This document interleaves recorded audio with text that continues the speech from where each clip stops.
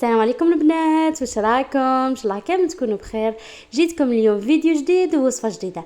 الوصفه تاعنا اليوم واللي هي وصفه الطاكو، يجي بنه ولا اروع، يجي مفرمج ومشمخ يا البنات، يجي بنين خاصه مع واحد الصوص البنات تخدموها اسهل طريقه وتجي بنه ولا اروع. هنا حبيباتي نبداو لا فيديو تاعنا بالصلاه والسلام على الحبيب مصطفى عليه افضل الصلاه والسلام. واكيد الى عجبتكم الوصفه تاعنا اليوم ما تنساوش تخلوا لي جيم وكومونتير وتشتركوا في القناه. اول حاجه نبداو بها هي نماريني الدجاج البنات. هنا عندنا صدره تاع الدجاج كنت قطعتها دي مونسو كيما راكم تشوفوا، ونجو نتبلوها البنات. درت لها انا علبه تاع الياغورت الطبيعي ونجو نضيفوا لها لي زيبيس. شوفوا بنات انا لي زيبيس اللي عندي كامل درتهم وكل واحد واش يحب يدير.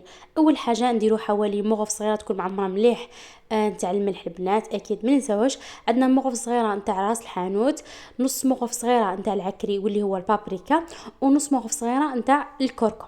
شوفوا البنات الا عندكم الوقت قادرين تبلوا الدجاج وتخلوه على جهه مارينه مليح مليح، تخلوه مده نص ساعه ساعه حتى لزوج سوايع عفوا.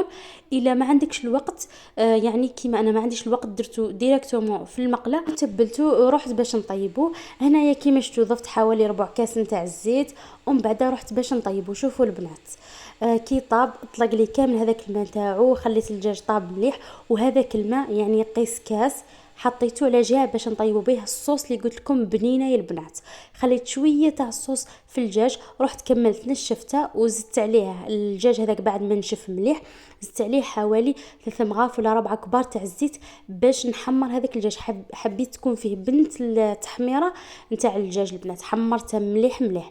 هنا على جهه جبت كسرونه درت فيها مغرف ونص مش معمرين مليح تاع الفارينه، معها مغرف ونص نتاع الزبده، ذوبتهم مع بعضهم فوق النار. كي ذابوا مليح ضفت لهم الكاس تاع الصوص هذيك البنات، ونضيفوا لهم كاس نتاع الحليب يكون معمر، يعني نفس الكاس، كاس الصوص تاع الدجاج هذيك وكاس نتاع الحليب. نخلطوهم مع بعضها ونخليه حتى يثقل الخليط تاعي.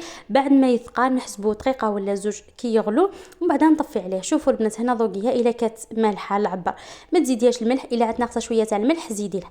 انا كانت مالحه العبر باسكو عفوا صوص تاع الدجاج كانت شويه مالحه نتاعي. هنا البنات بعد ما نحيتها من على النار ضفت لها كميه من الفرماج رابي وضفت لها 3 حبات تاع الفرماج المثلثات كيما قادره تضيفي اي نوعيه تاع الفرماج. واكيد الكميه تبقى اختياري، تحبي تكثري تحبي تنقصي. نذوب هذاك الفرماج مليح مليح في هذاك الصوص وهو سخون لازم نضيفوا الفرماج. وشوفوا لي كيفاش جات واحد البنه يا البنات تاع الصوص ولا اروع. راح تزيد لك بنه في الطاكو نتاعك. هنايا الدجاج كيما شفتوا كيما قلت لكم كي نشف مليح ضفت له كميه من الزيت حوالي 4 مغارف كبار تاع الزيت، حمرته مليح مليح باش تكون فيه بنه هذيك تاع التحميره. هنايا الصوص فرماج راهي واجده، الدجاج راه واجد، الفرماج وعلى جهه كنت قليت الفريت. بالنسبه لبنات الصوص فرماج راهي جايه بنكهه الدجاج، تجينا واحد البنه يا البنات ولا اروع. هنايا بالنسبه لخبز التورتيلا اللي تحب الوصفه راح نحطها لكم في الفيديو الجاي ان شاء الله. ما حبيتش عفوا نحطها هنا باش ما يجيش الفيديو طويل يا البنات.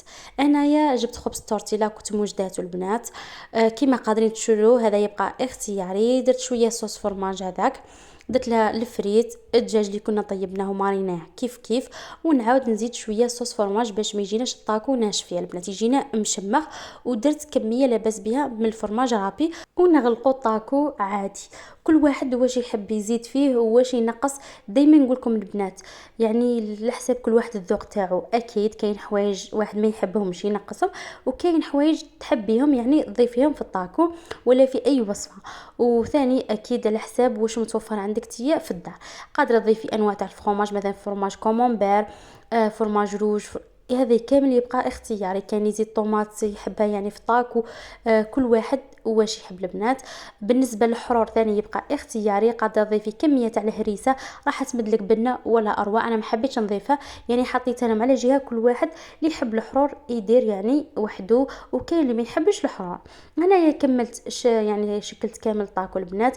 نجيبوا المقله ولا تجيبي البانينوز البنات باش يعني تخدمي بها الطاكو، هذا يبقى اكيد اختياري. انا جبت المقله على نار هاديه، دهنتها بشويه برك نتاع الزيت وحطيت الطاكو، ومن بعدها كي حطيت البنه دهنته بشويه برك تاع الزيت كيما شفتوا، يعني شويه مشيت عليهم في زوج حبات. كي نحمرهم مليح يعني في الاطراف نجي ثاني نوقفهم في الجوانب منهم باش يحمروا.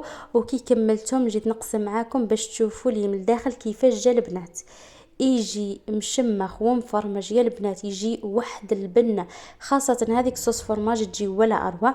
شاهدكم في الجنه حبيباتي، نتمنى تسيوه، واكيد اذا سيتوه ما تنساوش تخلوا لي ارائكم لتحت في الكومنتار. وهنايا وصلنا لنهايه لا فيديو.